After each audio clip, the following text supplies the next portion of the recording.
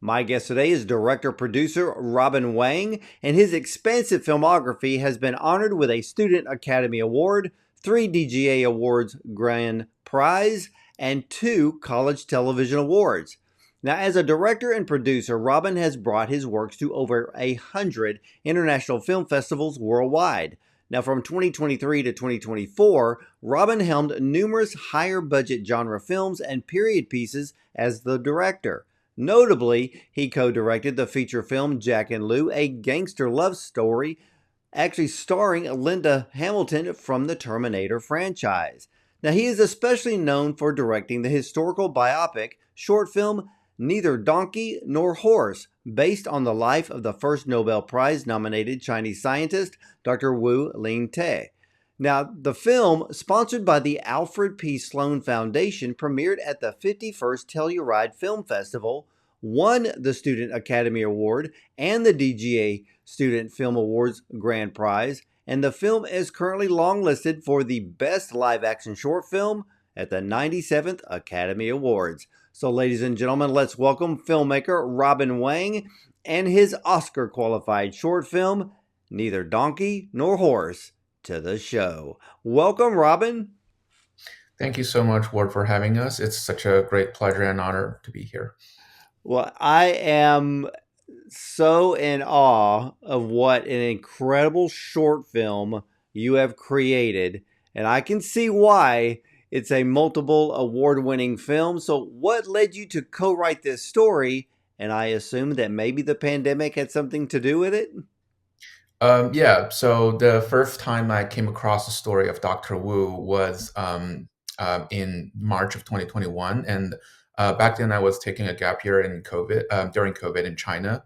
The US was in lockdown and the school was shut down. So I found myself sort of creatively and physically stuck in Beijing. And then I had a writer friend who told me about this story and immediately just, struck me as not just something, happened over a century ago, but something that rings incredible and timely resonance today. And once I dive deep into the historical layer, the complexity of the story, it just really struck me that as a story that has to be told.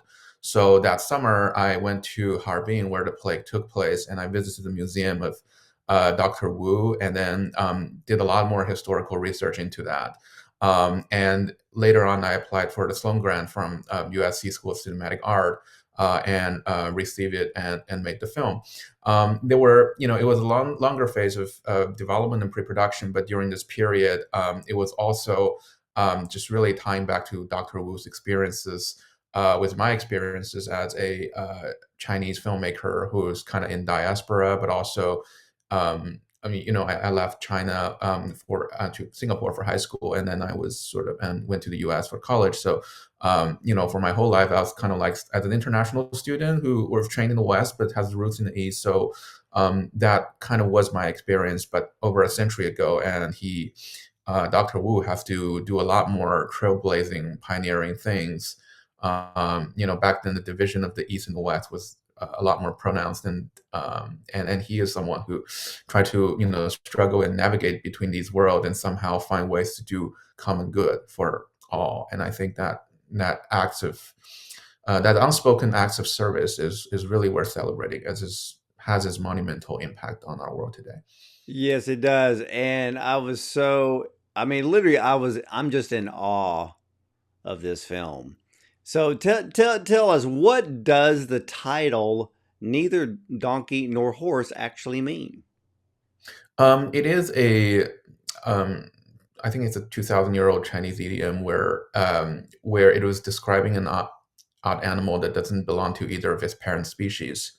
His medical history advisor, Sean, who actually wrote a book about that was the state of Chinese medicine as it started to transition to become modernized. And I read the book, and I sort of also thinking of the script and the story, and I just felt that that situation, just describing someone who has one foot in the modern world, one foot in the traditional world, or East versus West, but describing a state of being being a cultural and orphan, or being having someone who has ancestries in both, or connections to both worlds, but belonging to neither.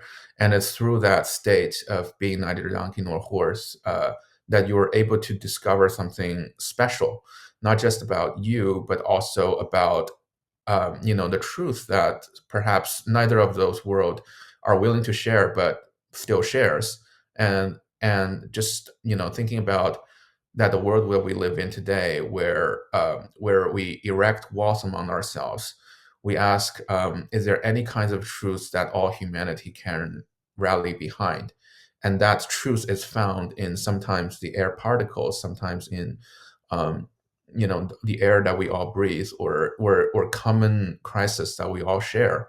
The pandemic was one. The climate change could be another one. And then, as with many things that that we all share as human beings, and it is only when we start to look into the elusive nature and try to really search for that, no matter what, is that we're able to help each other and break down some of these boundaries, and perhaps bring some good to the common world that we share. Yeah. And that was one of the things that I noticed in this film, which I absolutely appreciated, because this film highlights the battle between the ancient ways of medicine and more modern traditional ways of the future. And I think you pretty much explained it just now, but I found that to be a very important message in this film. Yeah, absolutely. It was a lot of historical. If you think of the world today, right, as something that's very, polarized, and with politics, with culture, China versus the U.S., and I being someone who's always caught in between those worlds and found ways to speak to either of those worlds. It's very difficult, and even within the United States, the left and the right, and we are always faced with a binarism of choices, that it's either this or that, right? It's either blue or the red, or um, neither donkey nor the elephant. I don't know, but but you're always faced with some kind of a choice here, where you always found yourself somewhere caught in the middle. And that's the really the multiplicity, and the of I think perspectives and the human nature, that we can't easily categorize of self as either, because we're always in the state of some sort of a hybridity, and some sort of a you know appreciation, that we're because all human, we're like human beings, and then many truths about nature, about our world, it can't be categorized as this or that. There's so many in between us, that I think that better encapsulate all of our experiences. But when we look at either side of the extreme, and fit myself into this camp or other camp, we start to lose sight of the nuance and complexities of our lives. And then, if you think about the today's world as chaotic enough, and back in the 1910s, which is only 5 years before the outbreak of World War One, which is the second year, second to the last year of the downfall of China's last imperial dynasty, before it starts becoming the Republic of China. And it was really caught in that very difficult period of not only does the world not listen to each other, there was downright political agendas, colonialism at play, geopolitical interests, outright invasions, and genocides taking place. And back in the days, when we today we take science as for granted, and back in the days it wasn't the case. Since the two opium wars, China has a half a century long, very difficult period of transitions, of letting go what seems to be the status quo for thousands of years, and all of a sudden, within half a century, or slightly more, it starts to radically change the fabric of society. And the two fundamental pillars for that change is science and democracy. And back in those days, there wasn't a word for science or democracy in Chinese vocabulary. And those are imported sort of concepts from the West, and we, take a very long time to adapt and changes to, and eventually accept. That's a very, very important thing, and for a crisis, a public health crisis like the Manchurian Plague, that was something that really puts a lot of people into that existential question of, of medicine, of um, as if to come to terms very quickly that, the world that you have known for life and that your forefather have known is somehow not working anymore, and all of a sudden it is forced to accept that change. That's a very, very, to me, it's a very existential and a spiritual problem. um, Yeah, the because even in the scene where you have Doctor Wu and his assistant in one room, you have Master Yao in the other one with the nurses. So you have not, and it's literally just separated by a curtain. You have two, basically Doctor Wu and his assistant looking through microscopes, using their education to find an answer to this plague. And then the other side, behind the other curtain, you have the traditional ways.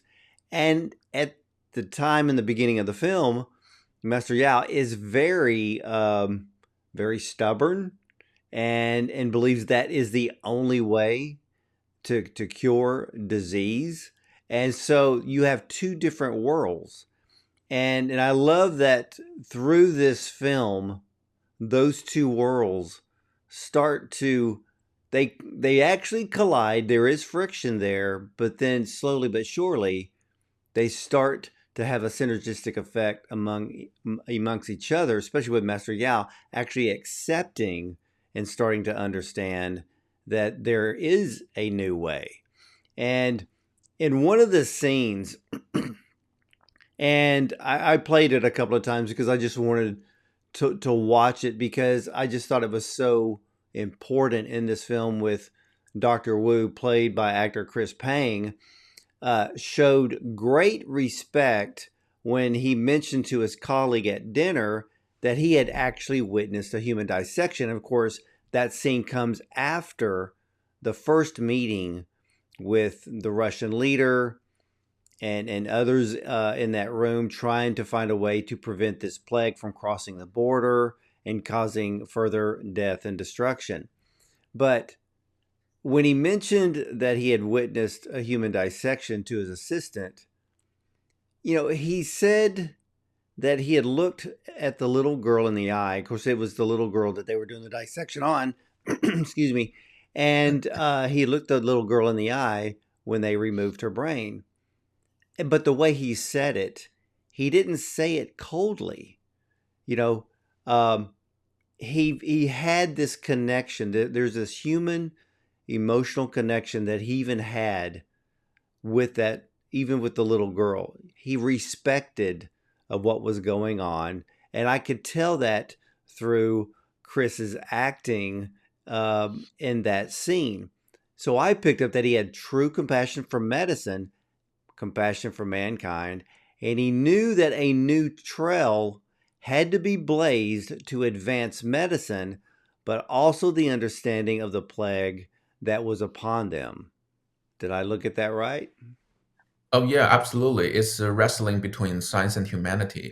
Well, sometimes they don't, go always go hand in hand, towards the future. Sometimes I think there's many aspects about, the traditional culture that is very humanitarian, that is very human focused.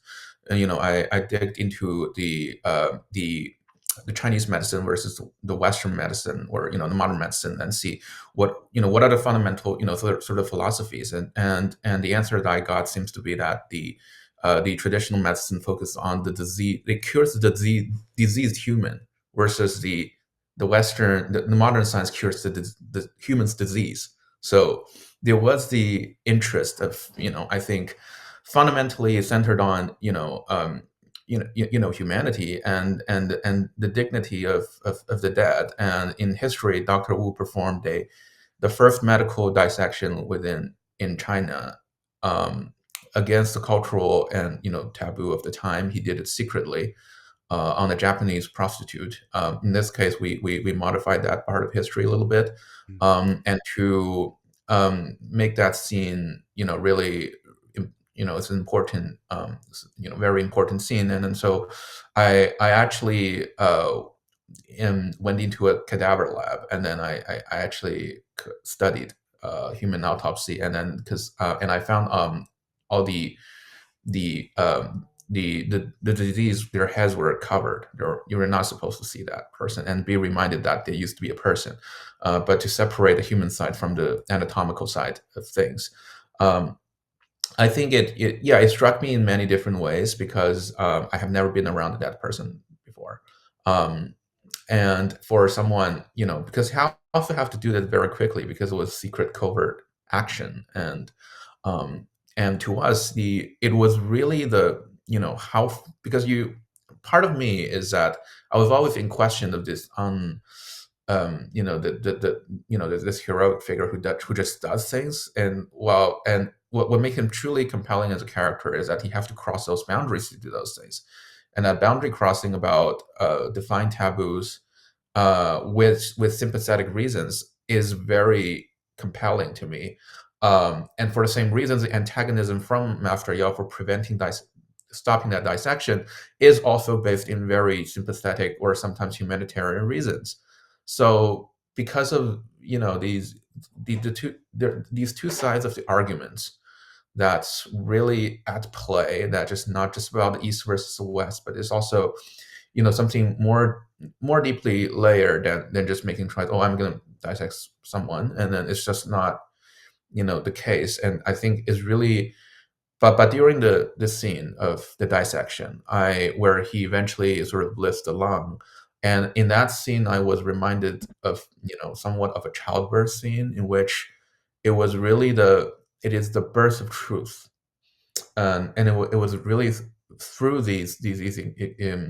extremely graphic and difficult actions and decisions that you have to cross these dangerous and morally problematic, sometimes, the waters that you have to cross. And eventually you came to that. It is as if a new baby, the truth is being born and ushered in a new era. That's also when the music became uplifting.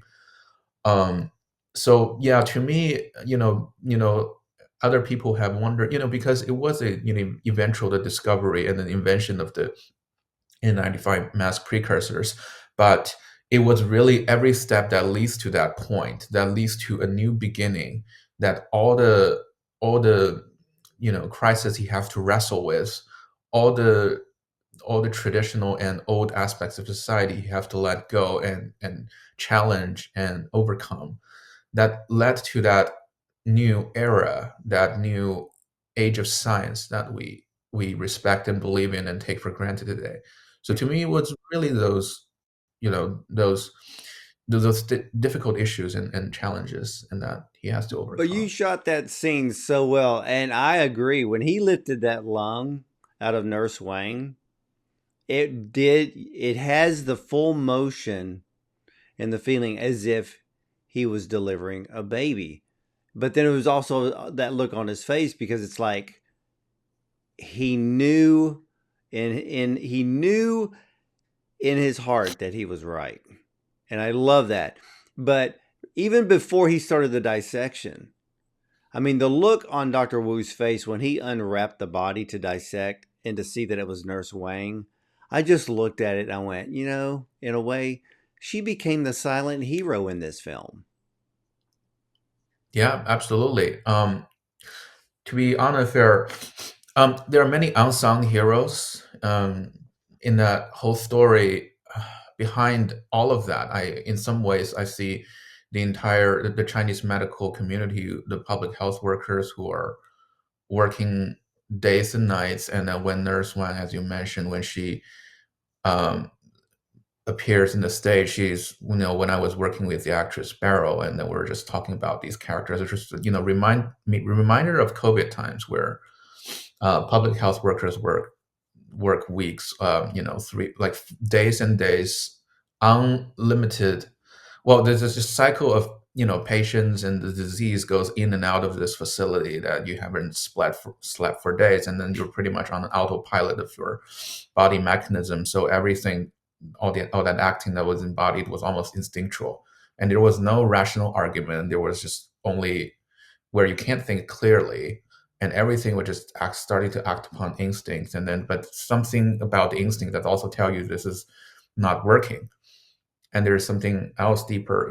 So the scene where they're at the the Chinese medicine, where they're reporting to Master Yao, which is not everything that's going on is not working. She didn't really delve into an argument, but the instinct just drives her to be hopeless.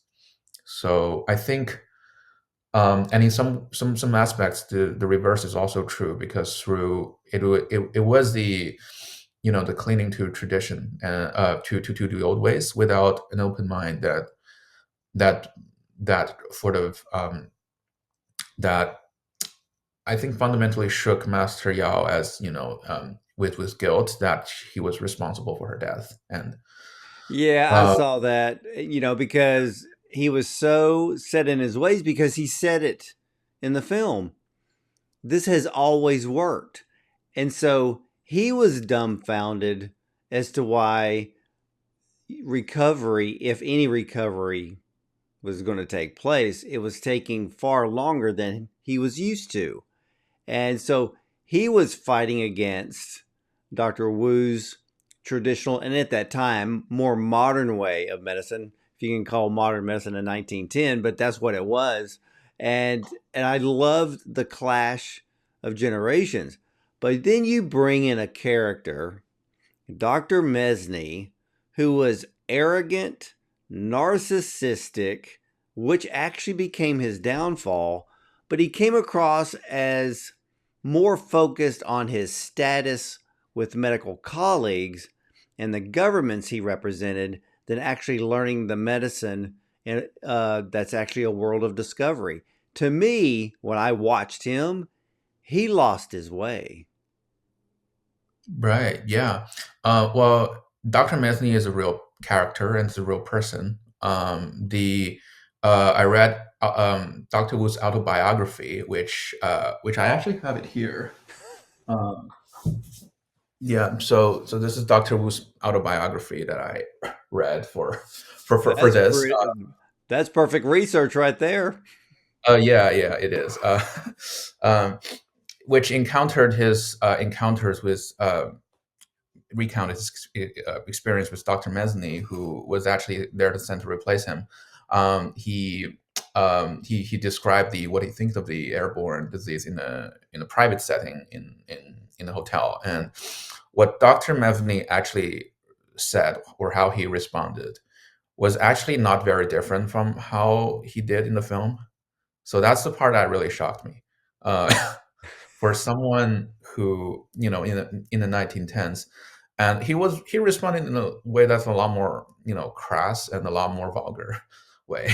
And then but we, you know, part of our job, I think, like what we wanted to do is just we try to go as deep as possible and try to understand why and how in someone in that situation would think of it like that. In where we see science as as something, it's such an idealistic world where we see science and art sometimes at things that we can be shared by all humanity, that we all we all should respect and appreciate. In in the era, more than a century ago, where literally geopolitical interest is at stake and fame is at stake, and there's many, um, because rock stars about scientists back then, I guess, and even the discovery of Yersinia pestis, which caused the bubonic plagues, was discovered 15 years prior to this event. So that was already considered like a frontier of discovery. Um, and in those times, there wasn't a perfect, dissemination of the information like we have with the internet. There wasn't a um, um, so he represents something that that other people don't know and then don't take for granted. And and that comes with the air um, of authority and pride. And then later on in history, he did went on to check on all the Russian hospitals, patients, and then and without wearing any protective gear, he died after 2 days. And that's what later, if there was a sequel, that this it shook the Yeah, entire. I actually read about that, Yeah. and was really amazed. And this film, it brings so many different elements of history of medicine. I mean, the public forgets how medicine has evolved over the centuries. I mean, what seemed barbaric back in the day is now considered common practice, but you bring this element to life in your film because the only way to make discoveries is sometimes you got to do something that's outside the box, it's outside the norm. You may have to cross a line here and there, and that's what happened here. Because when I looked at this film, it is such an incredible history lesson, not just in medicine, but also our desire to find answers by breaking down the barriers and even breaking through traditional taboos. Yeah, absolutely. There was many people who lend their sacrifices for that kind of changes, as you said, is really to be, some ways a daredevil, but but also also to really have this desire, as you said, for truth, um for what's really happening there, for something that's higher above all of us. That's really, to me, the important story there. And across those same eras, like in the late 19th century, early 20th century, there was so many. There are other stories that are like this. This one represents something that's in the medical field. There was also going on at the same time. People are reinventing cultures, and sort of letting go that we should let go of the traditional Chinese characters, which were used in Taiwan, and then there was the modern simplified version of Chinese characters, and that's used in mainland China. So, simplifying our culture so that more people can be literate. And then there are people sort of going against traditions like this and saying that, oh, because that we're the reason that late 19th century China was so sort of behind the rest of the world was these traditions and old systems that are in place that are preventing it from modernizing. When railroads were first introduced in China, and people were saying that, oh, it makes these terrible noises that shook the mountain gods, that there, so there were so you- there yeah, it was actually a travesty that they used horses to for those trains for like a decade.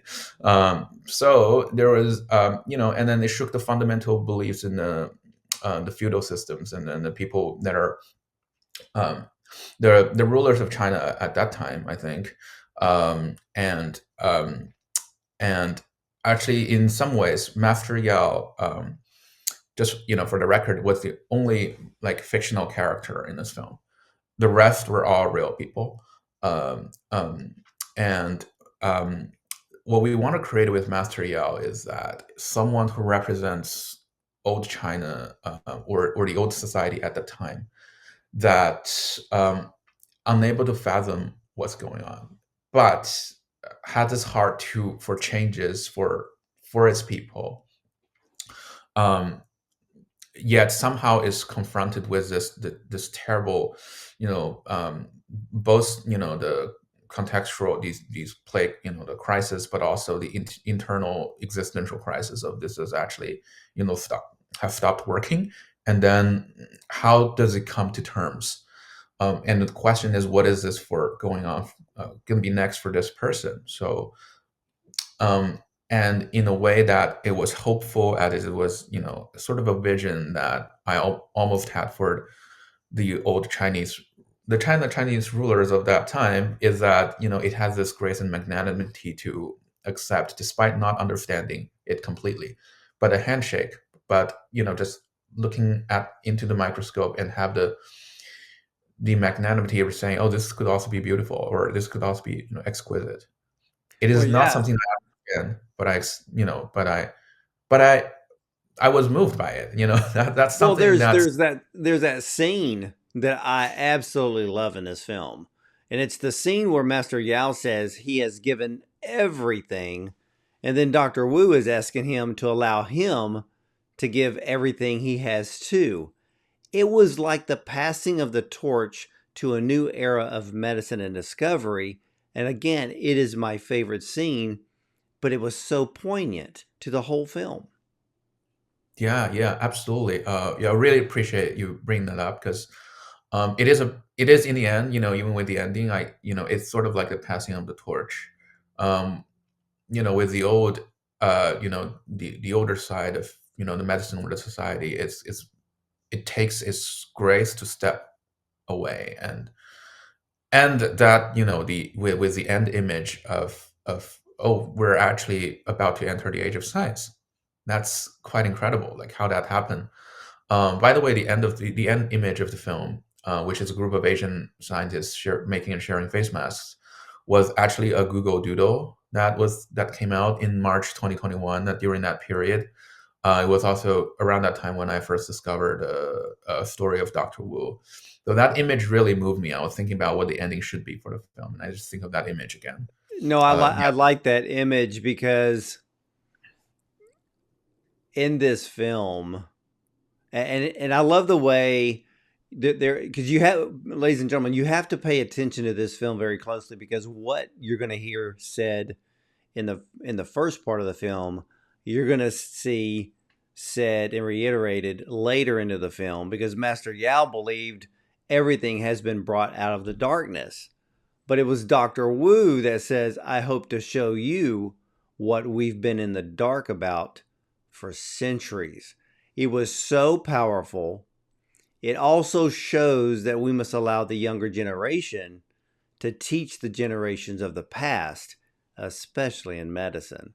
So I thought that whole exchange of dialogue right there was so beautifully done. I mean, it was a very, very powerful scene.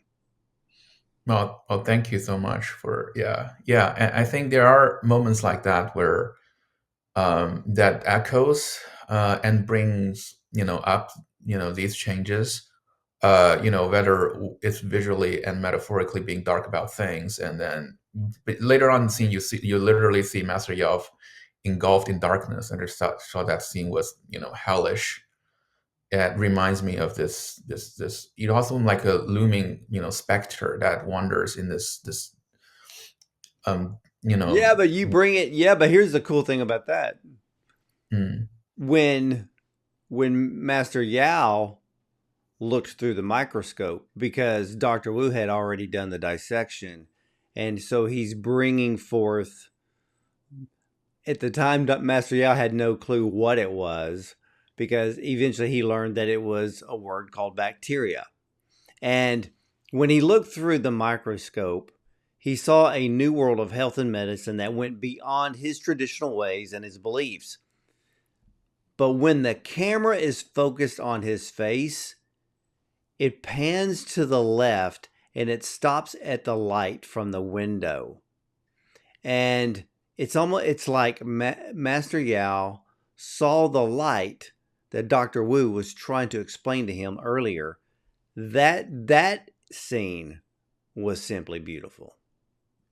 well, I'm so happy that you picked that up because it's very big. There was something that about you seeing truth about the light, and then to me that's the spiritual scene that's really I think the heart of the film.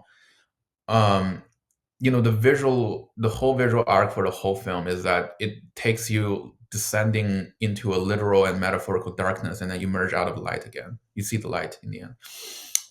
You see the storms, snow stops, and then you see the sun comes up.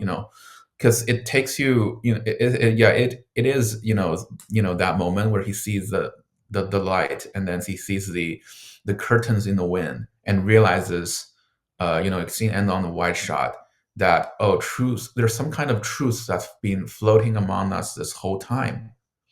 It's always there. And Yeah, and he that's brought it out of the darkness, like Dr. Wu said. Let me show you what's been in the darkness for centuries. And there it Yeah, was, literally in front of them the whole time. And that's what exactly. made these scenes just work so well together because they were so powerful, they were poignant. And I even when I watched the second meeting of the leaders, and Dr. Mesny's jealousy was so very apparent.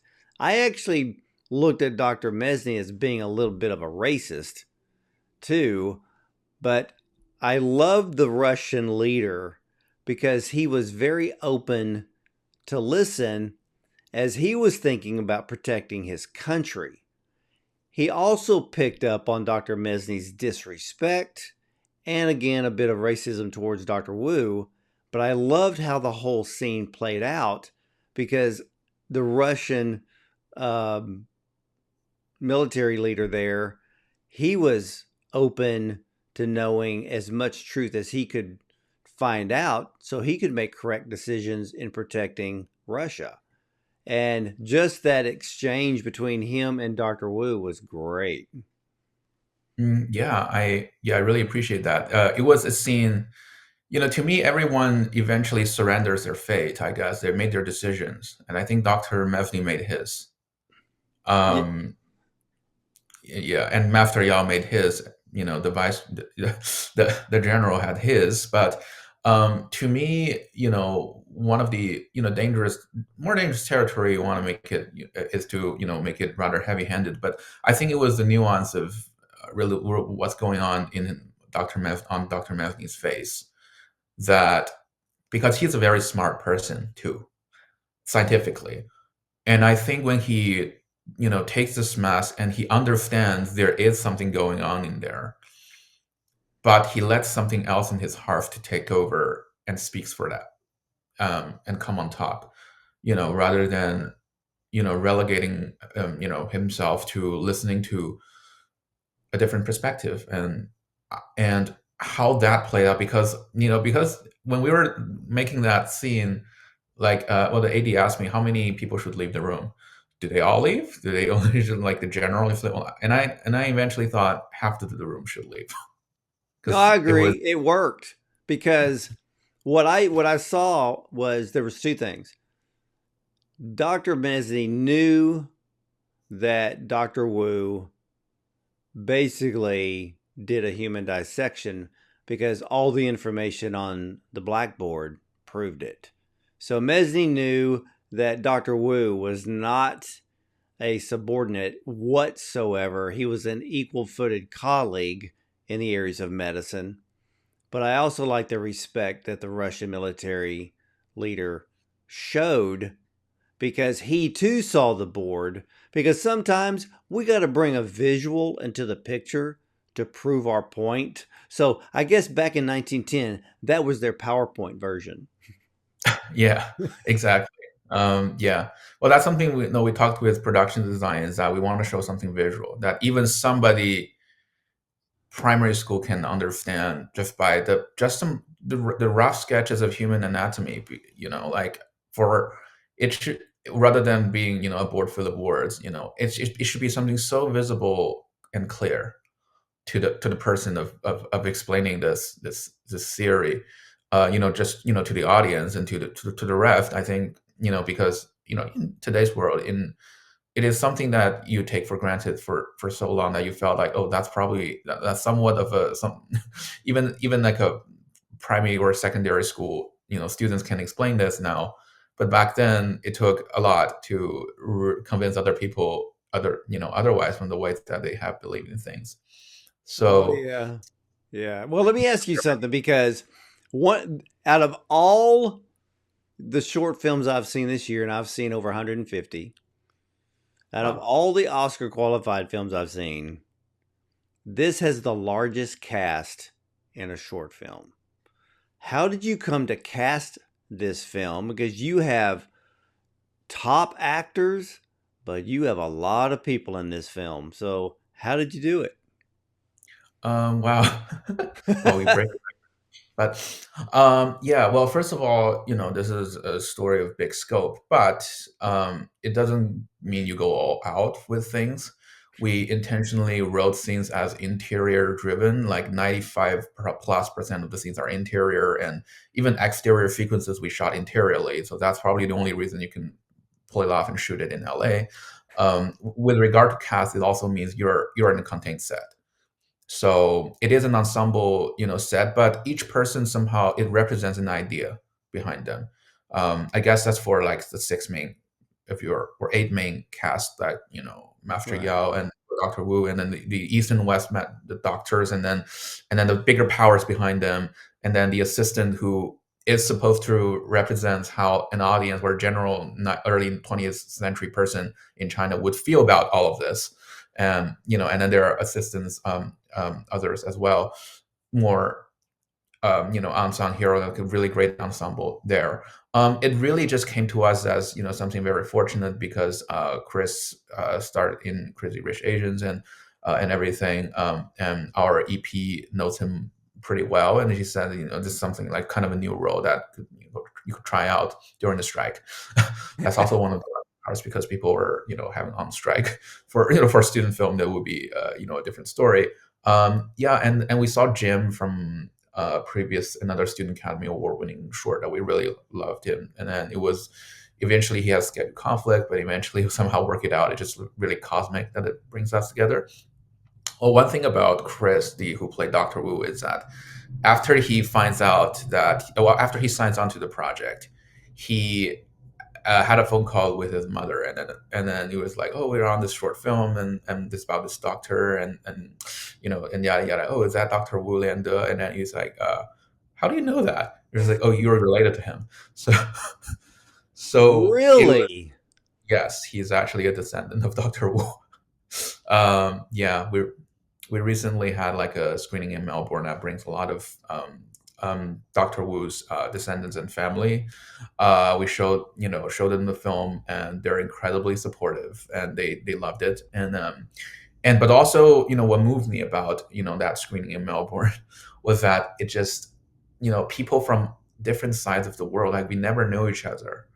That's someone, we're just picking up this story as an independent project, and then we try to tell it in the most beautiful, poignant, and in the deepest way.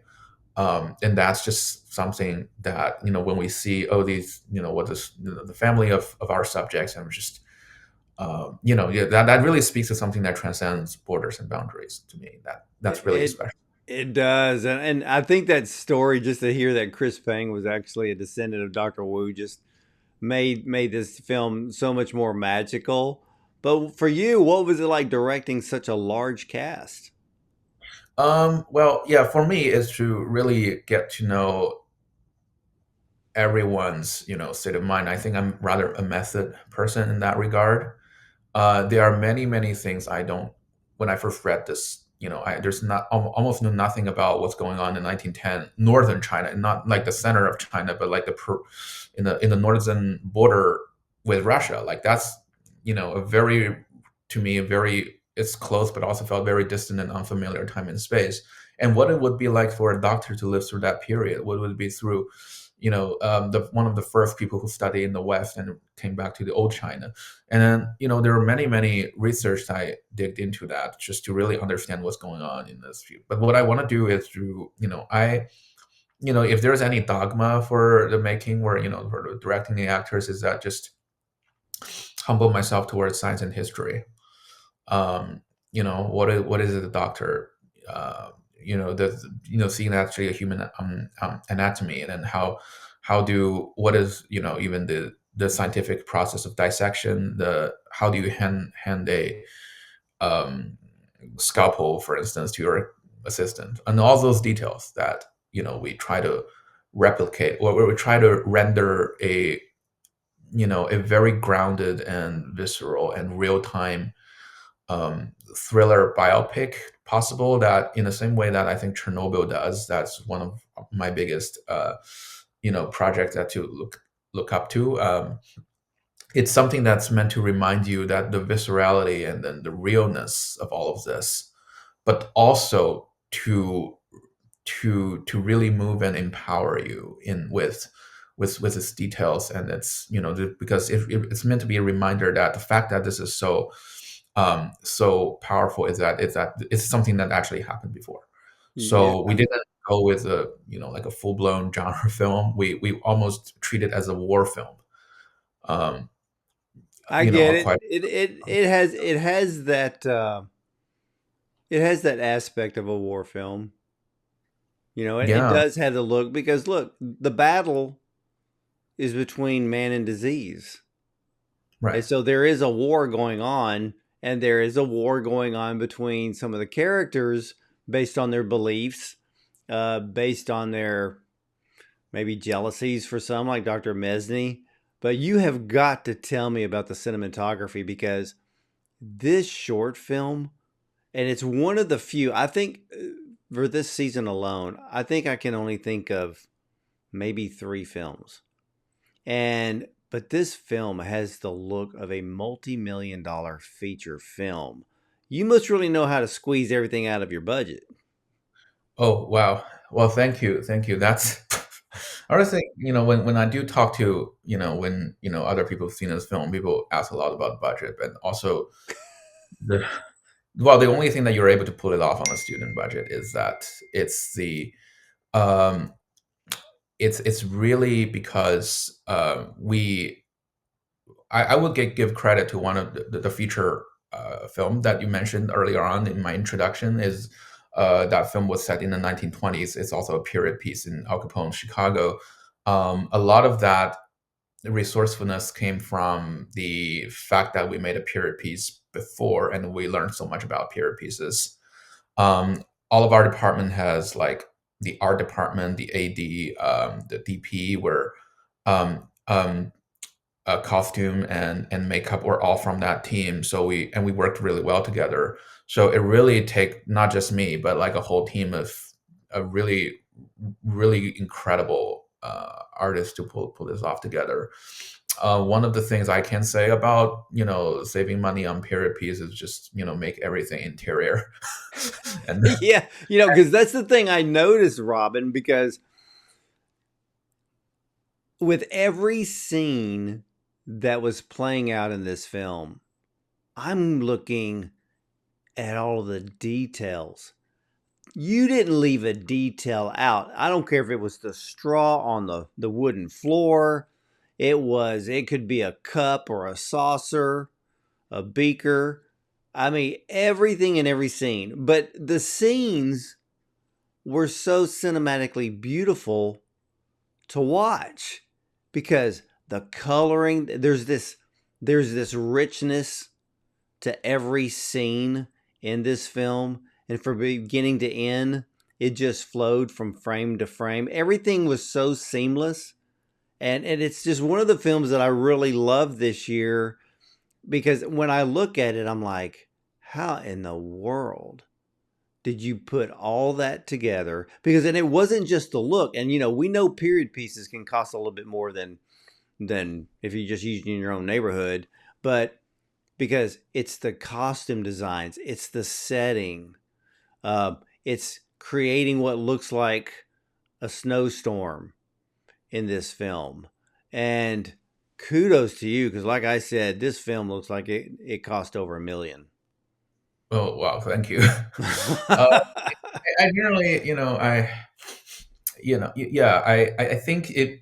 I think that's one of the things that I think USC does teach us is reality ends here, and a lot of movie magic. That's something that we were, proud of, in terms of hiding a lot of things, but but also presenting as a whole thing, the whole film, rather polished and seamlessly, which, I think there's, a big lesson that we learned from that shooting that feature is that we shot almost everything interior, within 21, days, or almost no problem. But we waited for 4 months to shoot something on Warner Brothers lot, and because it's just really hard for exteriors to be.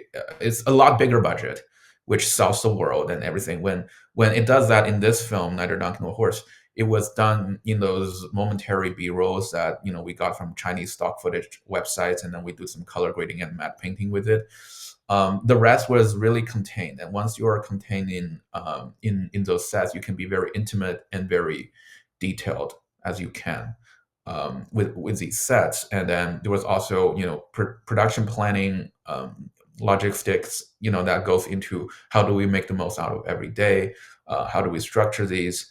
We shot that exterior sequence of them walking through the corpses in the snowstorm in interior, like in a warehouse in LA, because we're looking down, and then the scene about with the moon that that has it with the stock footage as well. So, but you whole thing that you stitch the whole sequence together, it flows.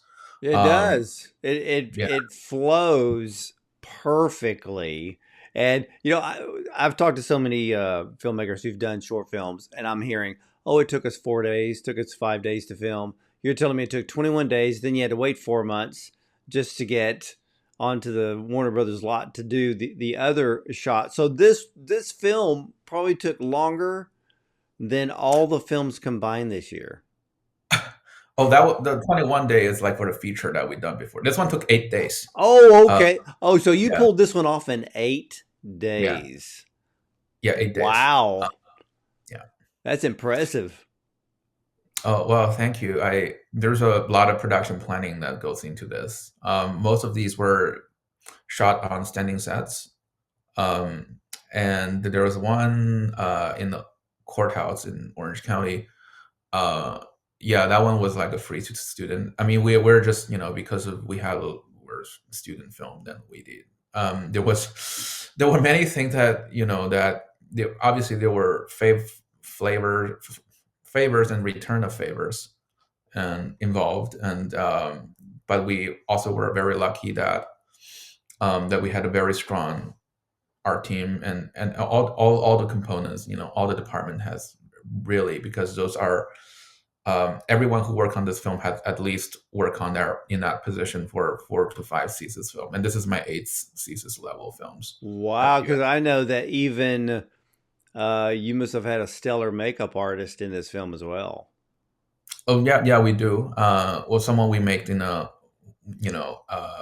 very great artist from a monster period piece that we well, not period, it's monster horror, folk horror. But yeah, there was very yeah, everyone was really really special on this project, really. Well, Uh, when this film has been shown at all of the film festivals this year, what's been the overall audience's reaction? um, well, audiences were really into it, I think. We everywhere we went, we really have a very passionate and enthusiastic audience. Um, Everyone gasps in or chuckles or anyway had a visceral response when it says it. Today we call them a ninth mass, but it's actually I was actually just always every screening I just waiting for that moment, just like wonder what's I what's gonna did. happen. I did, Robin. I mean, when it got to the end of the film and I went, my mouth was open. I was just like, wow. Yeah. And it just, it made the film epic. Just when you kind of release that information at the end, and of course, when you're looking at the ending scenes when they were actually making The Mask in 1910, you're thinking like, oh, okay.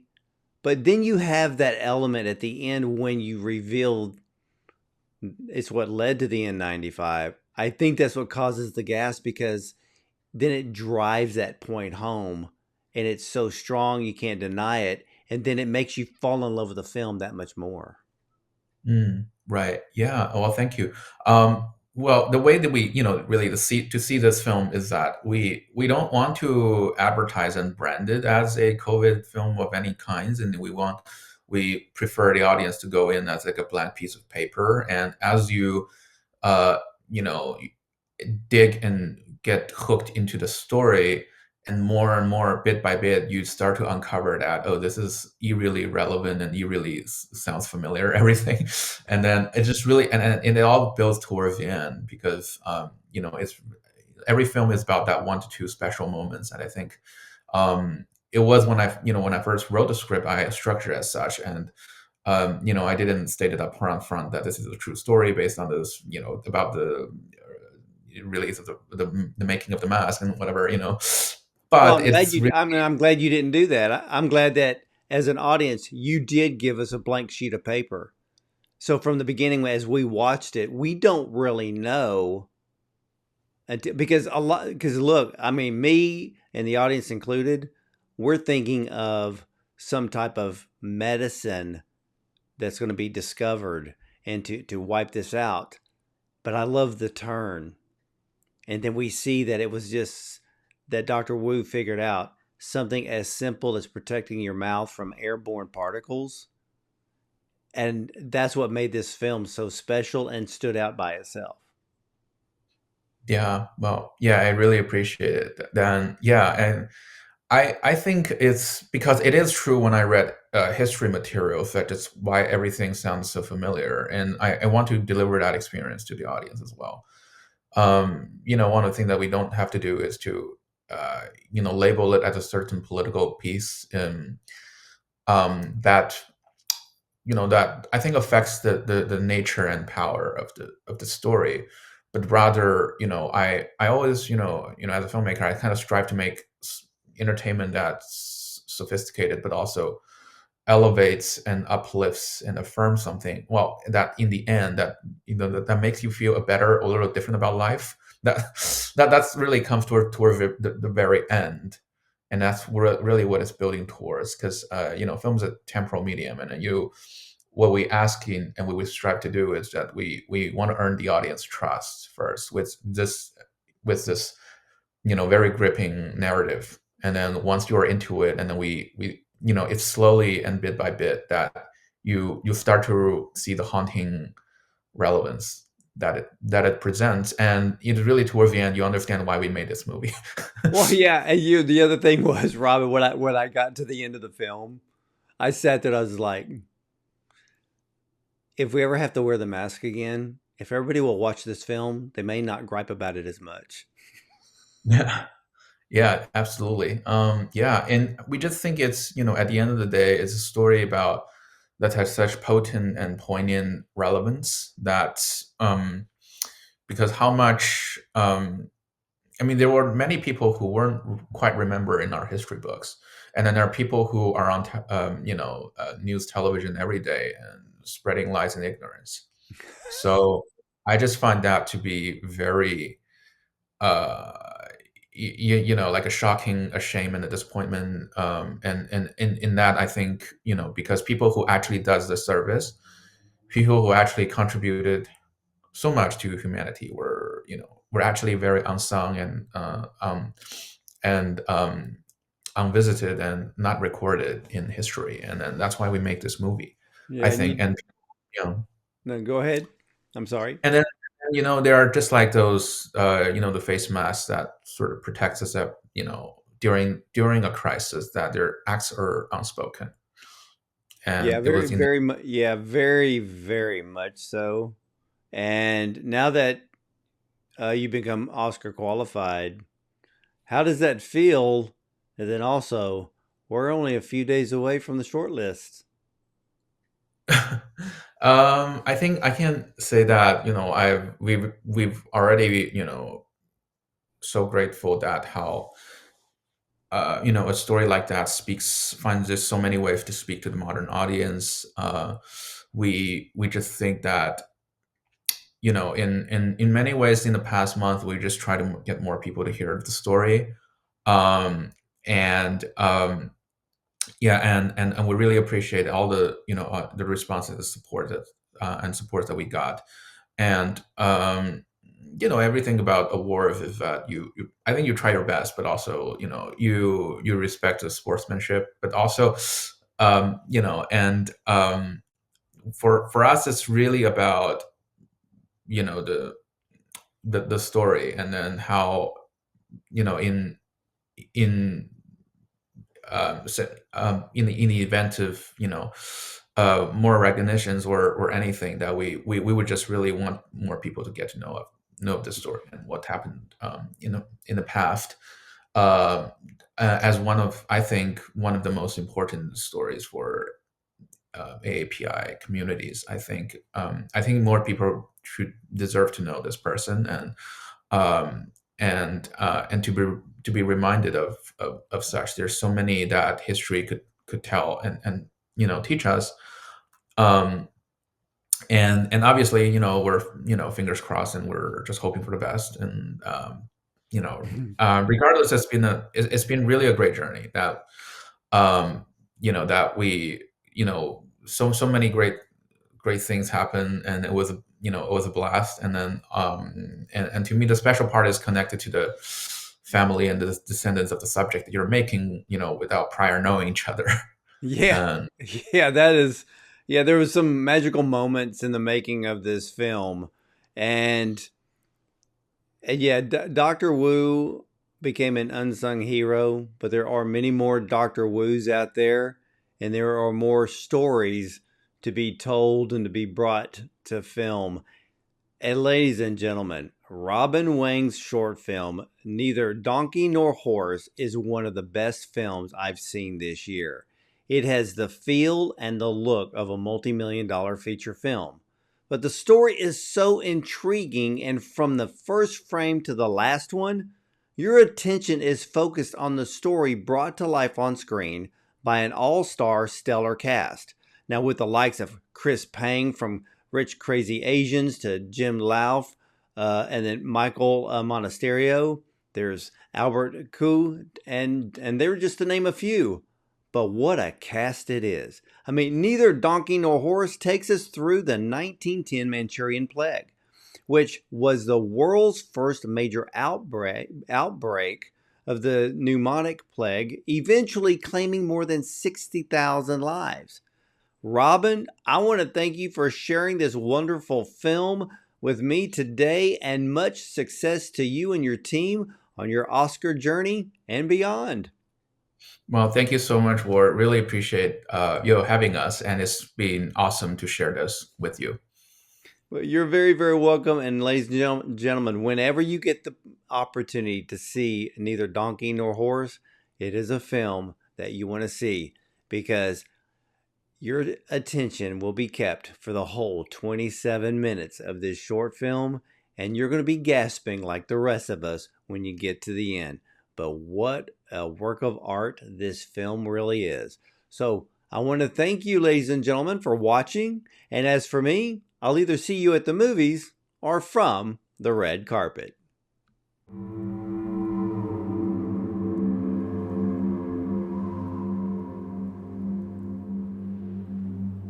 You are at war against a deadly plague.